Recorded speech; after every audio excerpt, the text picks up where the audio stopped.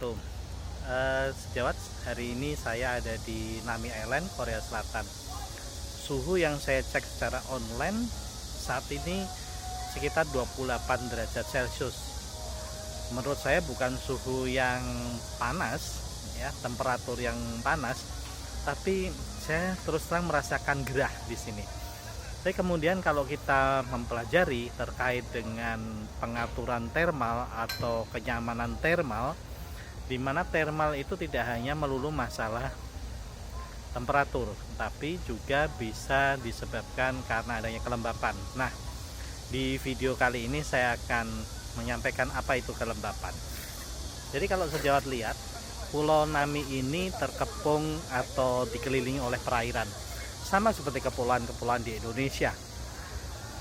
Kelembapan sendiri merujuk pada jumlah uap air yang ada di dalam udara, dan itulah yang disebut sebagai relative humidity atau kelembapan relatif.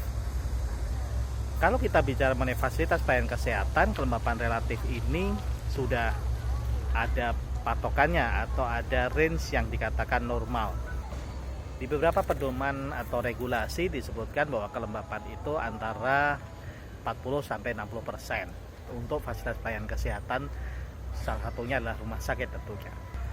Mengapa ada titik 40 dan titik 60? Jadi kalau terlalu rendah maka akan menimbulkan masalah kesehatan, terlalu tinggi pun juga demikian akan menimbulkan dampak kesehatan.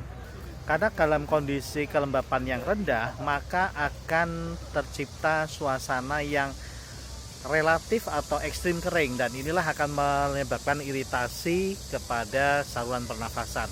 Sedangkan kelembapan yang tinggi akan menyebabkan suasana atau kondisi di mana bakteri atau beberapa mikroorganisme, bisa bakteri, bisa juga jamur, dia akan bertumbuh lebih cepat dan lebih kondusif di dalam kelembapan tersebut.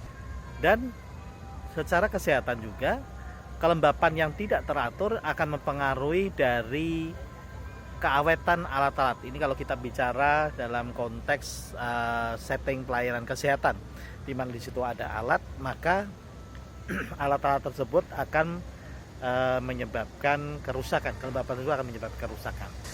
Alat untuk mengukur kelembapan udara kita sebut sebagai hygrometer. Alat ini biasanya mengukur adanya kandungan uap air yang terdeteksi dengan konduktivitas listrik.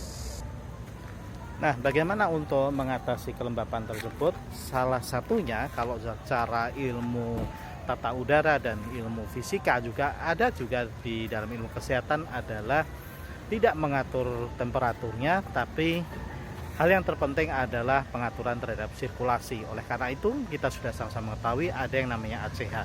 Nah, bagaimana cara pengukuran ACH? Apa itu ACH? Kita akan coba membuat video berikutnya dan mudah-mudahan bermanfaat. Salam dari Korea Selatan. Saya Dr. Zawahid Tomo, mudah-mudahan bermanfaat buat sekalian.